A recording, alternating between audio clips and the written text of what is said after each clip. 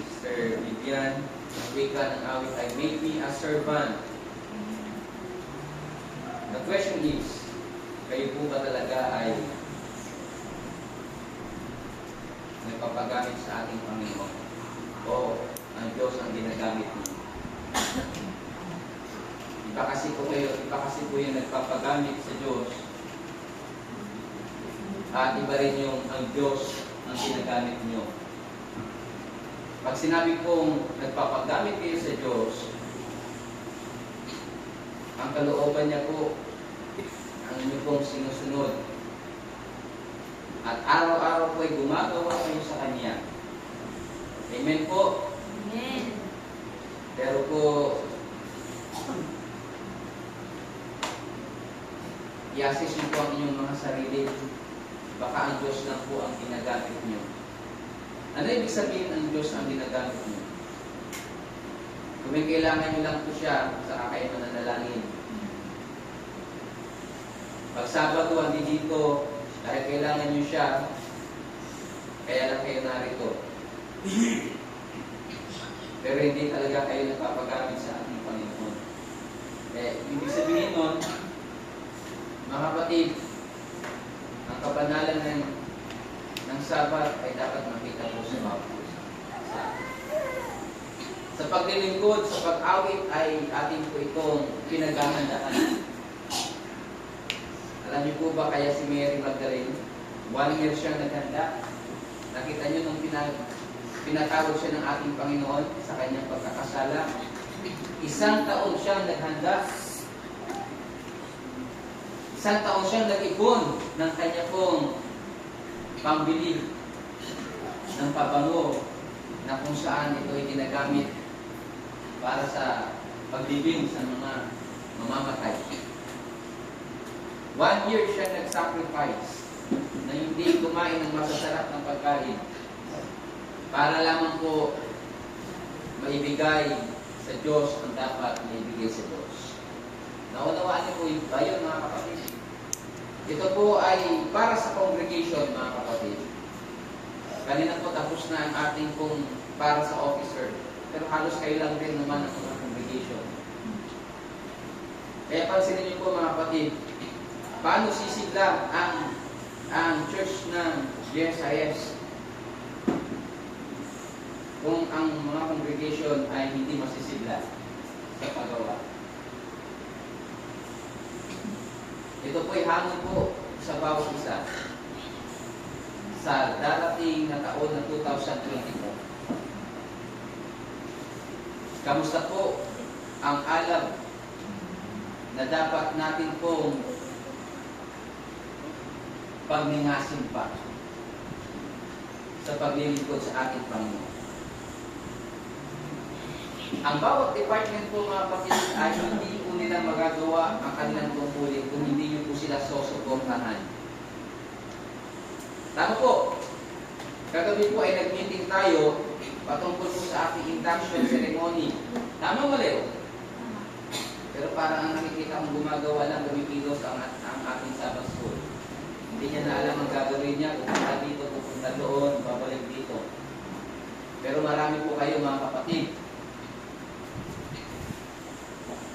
Bakit isa lang ang kumikilos? Kaya useless minsan ang pag-uusap natin, pag-meeting natin, pagpaplano natin, kung hindi kayo magtutulungan, congregation. Amen? Amen. Ito yung point dito, mga kapatid. Kailangan yung magkaroon ng concern sa gawain ng Panginoon. Hindi ito gawain ni Pastor Adonis. Hindi gawain ito ng Sabbath School. Hindi gawain ito ng elder o sino man. Gawain ito ng ating Panginoon. Congregation, mga kapatid, kailangan niyo po magkaisa, magtulungan. Kaya nung nag-meeting tayo kagabi, insisa natin. Pero kung may concern kayo, titignan niyo si Steph. Anong matutulong namin dyan? Anong part na meron dyan? Tignan namin. Ito nasa akin. Bigyan mo ako ng part. Ganyan. Nakukuha niyo, minamahal na kapatid. Nakukuha. obserbahan ko kanina, Sabbath School, communication, siya pa rin ang music coordinator, lahat na. Kaya ko ibinigay sa inyo yung mga department na ito para nung last year, meron kayo, di ba? Iba yung mag-asikaso sa music, iba yung mag-asikaso sa communication. Well, ano po, distributed. Para hindi po ma-stress yung isa, hindi po mag-burden yung isa. Kung mapagod na yung isa, baka susuko na yan. Ayoko na nga dito. Doon na lang ako sa church. Pwede niya naman sabihin na ayaw niya na dito. Punta na lang siya sa Manila Center, sa big church. Suhuko na lang doon, makikinig, hindi pa siya may stress. Ano mali? Maraming ganun po, ang miyembro dito po, na wala na dito ngayon. Huwag niyong hintayin po na mangyari po yun, mga kapatid. Pwede rin po ako, sasabihin ko, doon na lang kayo sa Project 8 magsimba lahat, o kakaunti naman kayo dyan. Tama mali? Para po isahan na lang tayo sa Project 8. Doon na lang kayo magsimba sa Risco para isahan na lang kayo. Kasi kakaunti naman kayo dyan. Tama mali? Hindi tama. Hindi po, pinapaliwanag ko lang po yung mga kapatid. Kasi po ang kwento natin dito ay magkaisa tayo. Tinuturuan ko po kayo paano lumago, paano magkaisa, paano maging masigasig sa gawain, paano magpagamit sa ating Panginoon. Amen po ba? Amen? Amen. Upang sa ganun hindi matupok o mawala yung apoy na ibinigay sa inyo ng ating Panginoon. Baka nami-misinterpret niyo po yung aking sinasabi. Ito po ay ating sisikapin na kayo po ang natira na labig dito sa iglesia ng GSIS. Kaya ang mission niyo po ay patuloy na pagningasin. Pag sinabing pagningasin, pag-alabin. Para kayo bang alam niyo po ba yung nagsisindi ng apoy? Alam niyo po ba yung mga kahoy na nakalagay doon? Isa kayo doon. Pansinin niyo po, pag tinanggal niyo isa-isa yung kahoy na umaapoy, anong mangyayari po doon sa apoy? Ha? Humihina. Humihina.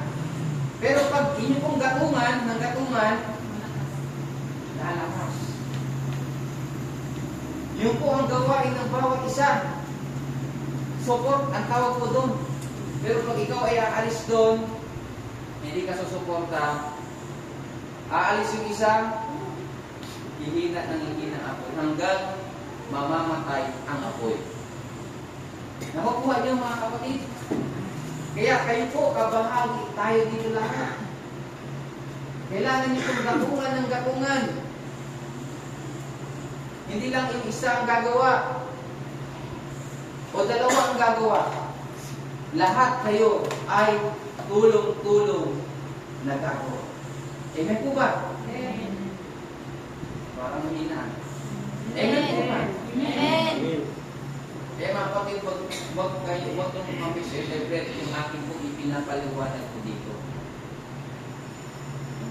Ako po ay pastor na tatayo dito para sabihin ang katotohanan. Tama? Masakit ang katotohanan. Naniniwala po ba kayo? Naniniwala po ba kayo? Kaya pag oras na katotohanan ang sinabi, masasaktan talaga, masasaktan at masasaktan. Pero kailangan pag nasaktan kayo, kailangan gumaling. Hindi mamatay. Ano? Gumaling. Hindi mamatay. Kasi yun ang katotohanan. Pero kung ayaw nyo na po, mga paglilingkod ko dito, hindi na po ako tatayo dito. Kung ayaw nyo po sumunod sa sinasabi ko, hindi na po ako karapat-dapat na dito. Nakukuha niyo po ba yung sinasabi ko? Pero kung kailangan niyo po ako dito at kailangan niyo pang paglilingkod ko, hayaan niyo po ako magsabi ng katotohanan. Amen? Amen. Pero kung ayaw niyo ng katotohanan, ayaw niyo masaktan, hindi na po ako tatayo dito. Simula sa susunod na buwan.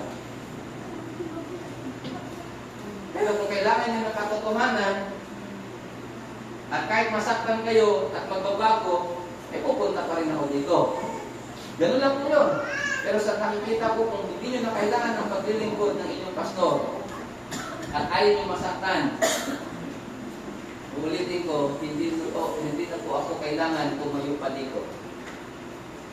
Kung sa tingin nyo mali po ang aking mga sinasabi, at mali po ang aking po itinuturo. Tama po ba? Hello? Kaya mga kapatid, inuulit ko po, darating na po ang ating Panginoon. Kaya kung bakit ko po ito sinasabi, darating na ang ating Panginoon. Kaya sabi niya, ano ang inyong ginagawa? GSIS Church. Wake up! Ang sabi po ng Revelation sa 3 angel message, matakot kayo sa Diyos. Manumbalik sa Kanya po. At sa Kanya lang tayo maglilingkod. Wala tayong ibang pinaglilingkuran o paglilingkuran sa ating buhay, Elder Jimmy, kundi ang ating Panginoon Diyos lamang. Amen po ba?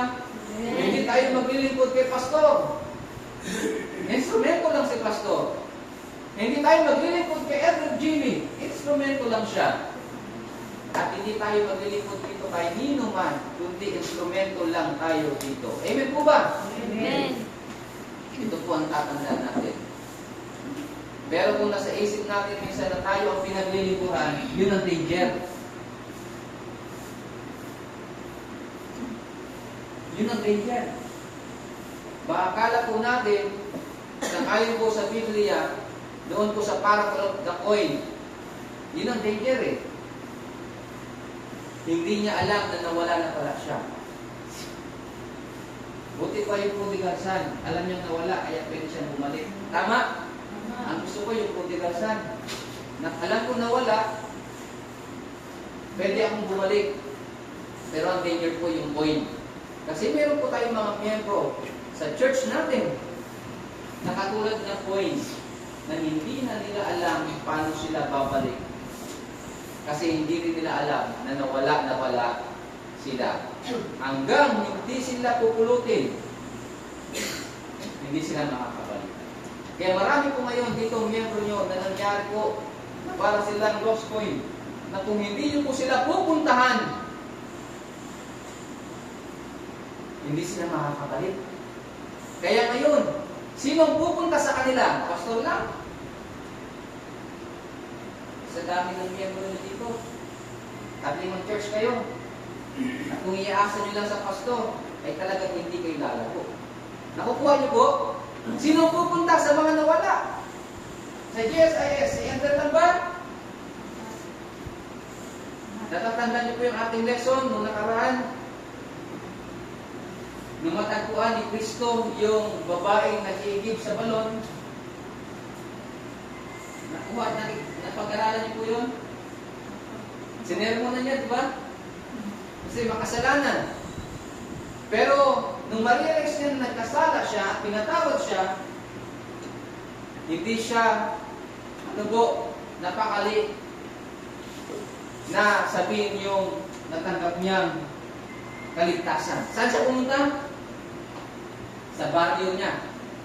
Sabi niya, magsilabas kayo dyan. Magsilabas kayo dyan. Di ba? At ano po, to make story short, nung nangaral siya, isang barangay ang bumalik sa ating Panginoon. Amen? Amen. Kasi po, mismo siya ay nakatanggap. Ganun pala po ang ibig sabihin ng ministry. Kung ikaw ay pinatawad ng Diyos at natanggap mo ang kaligtasan, ikaw mismo din ay hakayo para ipadama sa mga tao ito na pinatawad ka ng Diyos sa iyong kasalanan at natanggap mo ang kaligtasan. Amen po ba? Amen. May nagtanong sa akin nung nagsaseminar kami noong September sa Bagong Antay. Pastor, paano po yung mga mayayaman na sila po ay hindi na nagdadalaw at hindi namin kasama pero sumusuport po ng pinansyal? Sabi ko, Pag sinabi kong hindi tama yon, hindi nasusuporta sigurado yung mga kapatiran natin mayayaman. Tama mali. Pero kailangan sabihin ng katotohanan. Biblically, ano sabi? Kailangan kahit ito pong mga tao itong mayayaman ay gumayo. Kasi sila po ay pinatawad ng ating Panginoon. Hindi lang po magsusupport financially, but physically, naroon ang kanilang presensya dahil sila po ay pinatawad at niligtas ng ating Panginoon. Kailangan maramdaman nila na kabahagi po sila sa gawain ng ating Panginoon. Amen po ba? Amen. Hindi lang po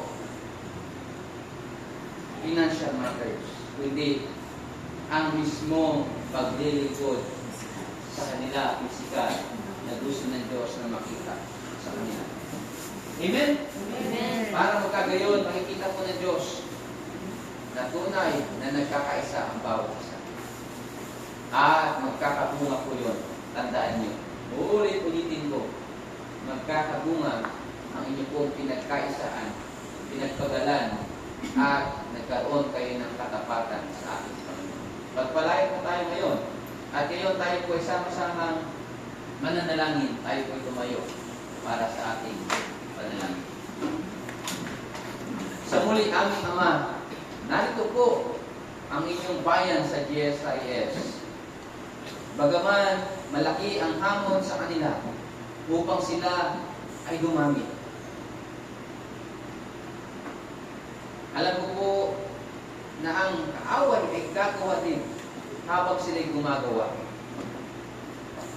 Dahil ayaw po ng kaaway na magkaroon ng pagkakaisa ang inyong bayan. Ayaw ng kaaway na magkaroon ng pag-ibig ang inyong bayan. Ayaw ng kaaway higit sa lahat na mayroong maligtas. Kaya tulungan niyo ako ang bayang ito ng GSIS simula sa mga opisyales hanggang sa lahat ng mga miyembro na magkaroon ng tunay na pag-ibig sa kanilang mga puso. Madama ang tunay na paggawa sama-sama sa inyong iglesia. Madama ang tunay na pagkakaisa. At madama ang tunay po na pagliligtas na nakita at na tanggap po nila sa inyo. Tunay nga, Panginoon, na hindi namin magagawa ito kung hindi niyo po tutulungan ang bawat isa. Kaya ang dalangin po namin na ang banal na Espiritu ang patuloy na kumilos sa aming mga puso at tanggapin ang inyong pong gawain na ibinigay at iniwan sa amin. At maging tapat nawa ang bawat isa sa inyo lamang magtatapat at sa inyo sa pangalan ni Jesus. Amen. Amen.